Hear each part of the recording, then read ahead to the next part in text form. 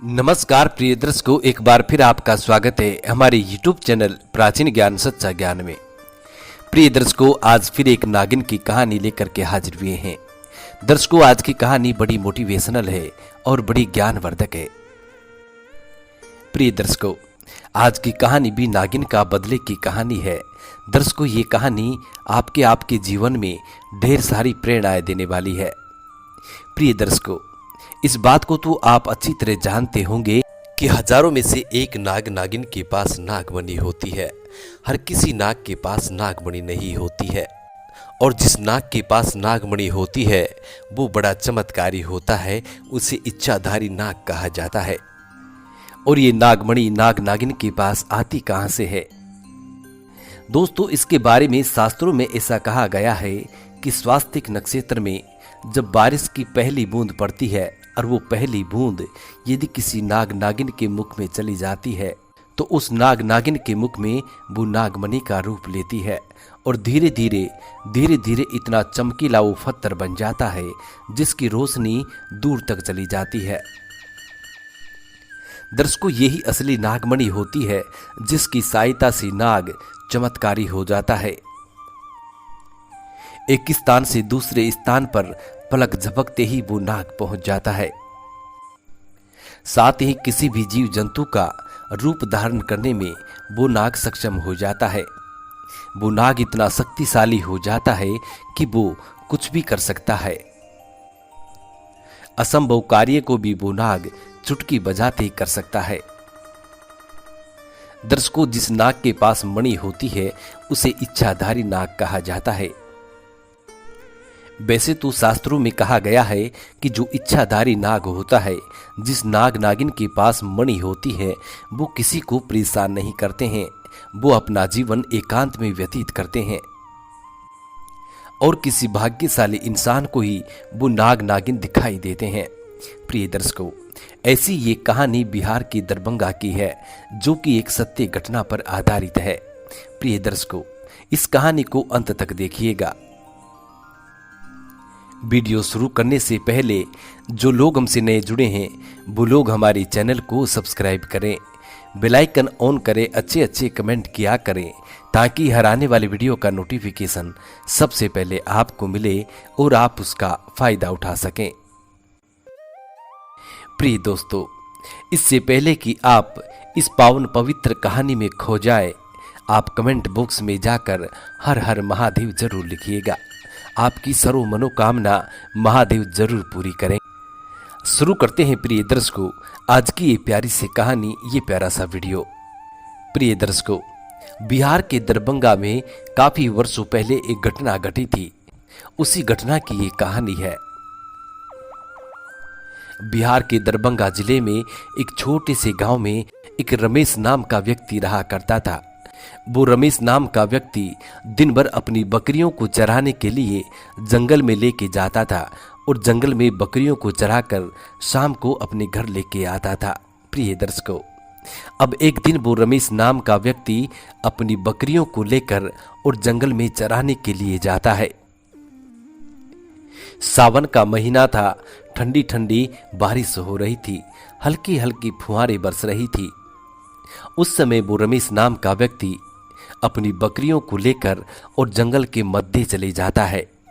प्रिय दर्शकों, जब बारिश शुरू होती है तो वो रमेश नाम का व्यक्ति एक वृक्ष के नीचे आके खड़ा हो जाता है।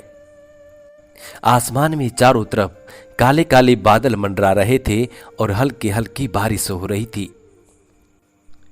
रमेश नाम का वो व्यक्ति एक वृक्ष के नीचे खड़ा था और पास में ही जंगल में उसकी बकरियां चर रही थी। बकरियां घास खा रही थी।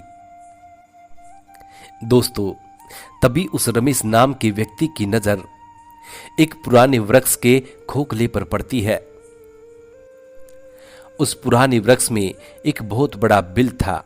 उस बिल में से रोशनी बाहर निकल रही थी। उस रोशनी को देखकर रमेश नाम का वो व्यक्ति सोचने लगता है कि इस वृक्ष के अंदर जरूर कोई चमत्कारी हीरा है, कि जरूर इस वृक्ष के अंदर कोई हीरा छुपा हुआ है जिसकी रोशनी बाहर तक आ रही है। क्योंकि वो रमेश नाम का व्यक्ति नागमणि के बारे में जानता भी नहीं था और न ही उसने कभी नागमणि के बारे में सुना था। उसने सिर्फ हीरे के बारे में सुना था कि हीरे में बहुत तेजी से चमक होती है और अंधेरे में हीरा रोशनी कर देता है। प्रिय दर्शकों, अब वो रमेश नाम का व्यक्ति उस वृक्ष के बिल से आ रहे प्रकाश को देखकर सोचने लगता है कि जरूर इसके अंदर हीरा छुपा हुआ है। प्रिय दर्शकों, यही सोचकर वो रमेश नाम का व्यक्ति अब उस वृक्ष को काटने लग जाता है। प्रिय दर्शकों, उस वृक्ष के खोखले के अंदर, उस वृक्ष के बिल के अंदर नाग नागिन की नागमणि थी। जिस समय वो रमेश नाम का व्यक्ति उस वृक्ष को काटने लगता है तो प्रिय दर्शकों, उससे पहले नागिन वहां से जा चुकी थी। नागिन एक सुंदर स्त्री का रूप धारण करके और मार्केट में, बाजार में घूमने के लिए चली गई थी। अपने नाग से कह के गई थी कि पियाजी, मैं थोड़ा बाजार में मनुष्य के बीच में घूम कर आती हूं, तब तक तुम अपनी नागमणि को संभाल कर बैठे रहो। नाग नागमणि को संभाल कर उस वृक्ष के बिल में बैठा रहता है। प्रिय दर्शकों, और नागिन अपना एक सुंदर स्त्री का रूप बनाकर और बाजार में घूमने के लिए चली जाती है। उसी समय पर वो रमेश नाम का व्यक्ति उस वृक्ष को काटने लग जाता है। प्रिय दर्शकों, जब वो रमेश नाम का व्यक्ति उस वृक्ष को लगातार काटते रहता है और काटते काटते अंत में थोड़ा सा बचता है। जब आखिरी बार वो रमेश नाम का व्यक्ति करता है तो उस नाग पर होती है। उस नाग के दो टुकड़े हो जाते हैं, नाग बीच में से कट जाता है। नाग कटने के बाद नाग की मृत्यु हो जाती है। प्रिय दर्शकों, तभी वो वृक्ष कटकर नीचे गिर जाता है। जैसे ही वो वृक्ष नीचे गिरता है तो उसमें से चमकता हुआ एक हीरा जैसा नजर आता है। प्रिय दर्शकों, ये कोई साधारण हीरा नहीं था, ये नागमणि थी। ये बहुत चमत्कारी नागमणि थी जिसकी रखवाली एक नाग कर रहा था, जो कि रमेश के हाथों मारा जा चुका था। प्रिय दर्शकों, अब वो रमेश नाम का व्यक्ति उस नागमणि को अपने हाथों में उठाता है और उसकी रोशनी को देखकर बड़ा प्रसन्न होता है। रमेश नाम का व्यक्ति उस नागमणि को हीरा समझकर और अपने गमछे में लपेटकर अपने पास रख लेता है और उस जंगल से रवाना हो जाता है। रमेश नाम का वो व्यक्ति अपनी बकरियों को तक जंगल में छोड़ देता है और वहां से सीधा अपने घर को चला आता है। अब जैसे ही उस रमेश नाम के व्यक्ति के पास ये नागमणि आती है तो उसके अंदर ढेरों सारी ऊर्जाएं आ जाती हैं। उस रमेश नाम के व्यक्ति के अंदर इतनी शक्ति आ जाती है कि वो सोचने लगता है कि मैं पर्वत को भी अपने एक हाथ से उठा दूं। प्रिय दर्शकों, ऐसा कहा जाता है कि जब किसी व्यक्ति के पास कोई शक्ति आती है तो उसका प्रभाव उसको देखने को मिलता है। इसी तरीके से उस रमेश नाम के व्यक्ति को भी अब ये एहसास होने लगा है कि उसके अंदर बहुत सारी शक्तियां हैं।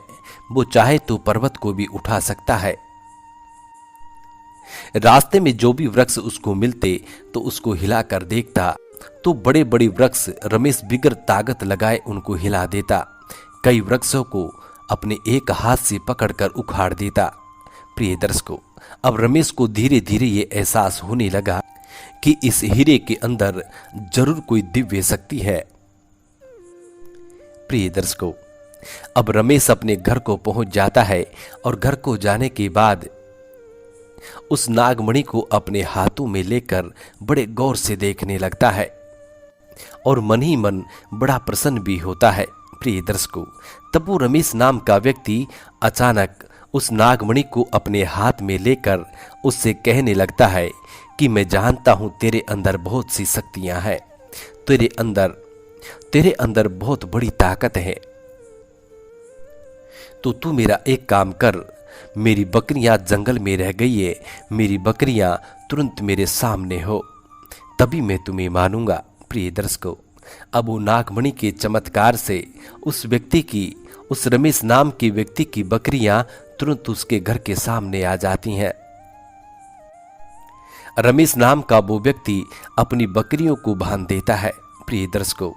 उसके बाद फिर वो नागमणि को हाथ में लेता है और नागमणि से कहने लगता है कि मैं जानता हूं तेरे अंदर बहुत शक्ति है, तू बहुत शक्तिवान है, बहुत बड़ी ताकत है।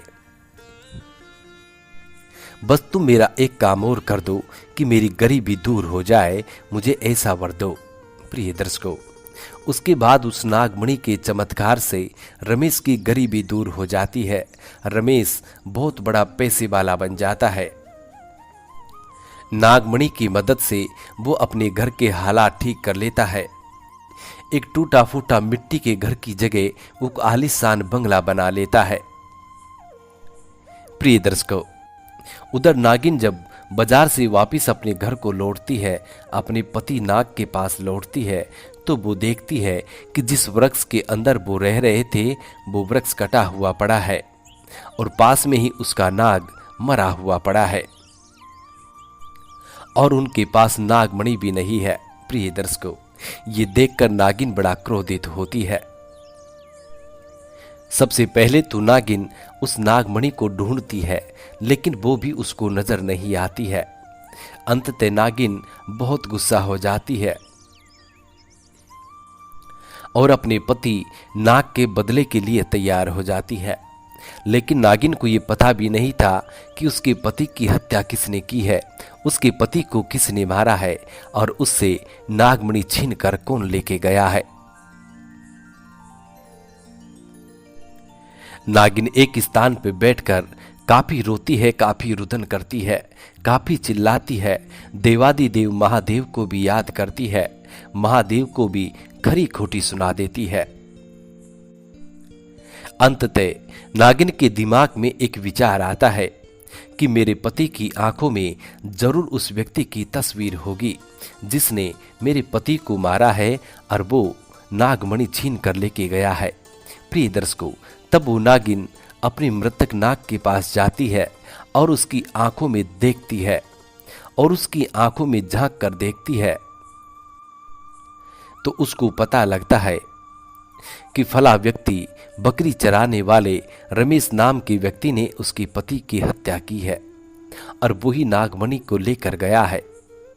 प्रिय दर्शकों, उस रमेश नाम के व्यक्ति ने यही सबसे बड़ी गलती की थी कि मृतक नाग को उन्होंने जलाया नहीं। यदि वो रमेश नाम का व्यक्ति उस मरे हुए नाग को जला देता तो नागिन उसका पता नहीं लगा पाती। लेकिन वो रमेश नाम का व्यक्ति मरे हुए नाग को वहीं पर छोड़कर नागमणि लेकर अपने घर को आ गया था। प्रिय दर्शकों, अब नागिन को इस बात का आभास हो जाता है, इस बात का ज्ञान हो जाता है कि उसके पति का कातिल कौन है। अब नागिन अपने पति का बदला लेने के लिए इधर उधर मंडराती, लेकिन जब तक उस व्यक्ति रमेश नाम के लेकिन उस रमेश नाम के व्यक्ति के पास जब तक नागमणि है, नागिन उसका कुछ नहीं बिगाड़ सकती थी। प्रिय दर्शकों, अब वो नागिन फिर से एक चाल चलती है। वो एक सुंदर नौजवान 16 साल की प्रिय दर्शकों, अब वो नागिन एक 16 साल की नौजवान सुंदर लड़की बन जाती है और लड़की बनकर उस रमेश नाम के व्यक्ति से धीरे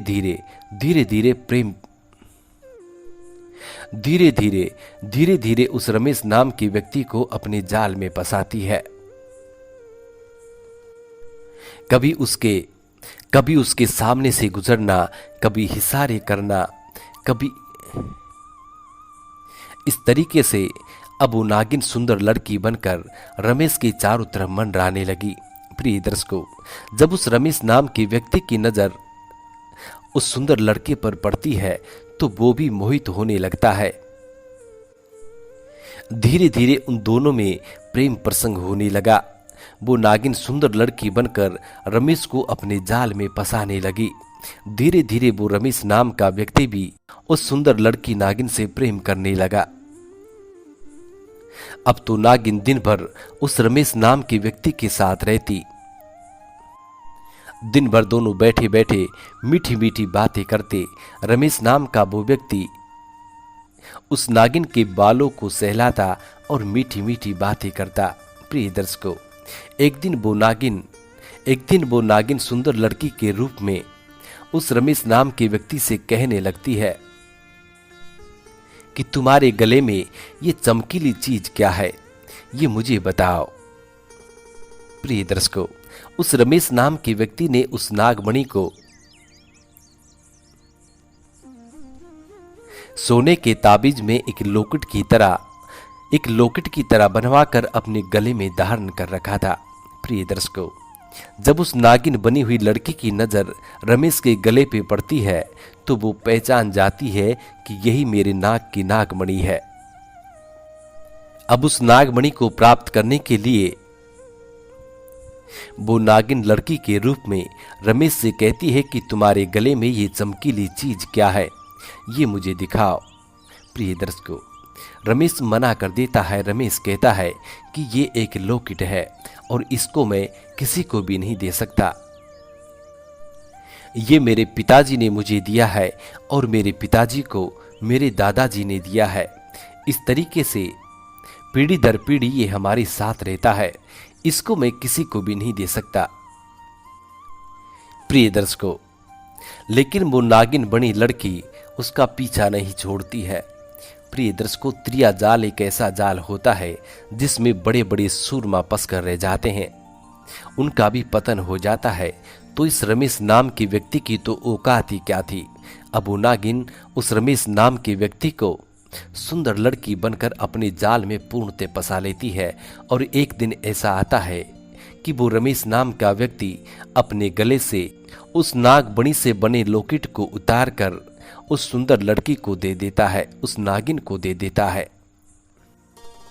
जैसे ही वो नागमणि वाला लॉकेट उस नागिन के हाथों में जाता है तो प्रिय दर्शकों, तुरंत वो लड़की से नागिन बन जाती है।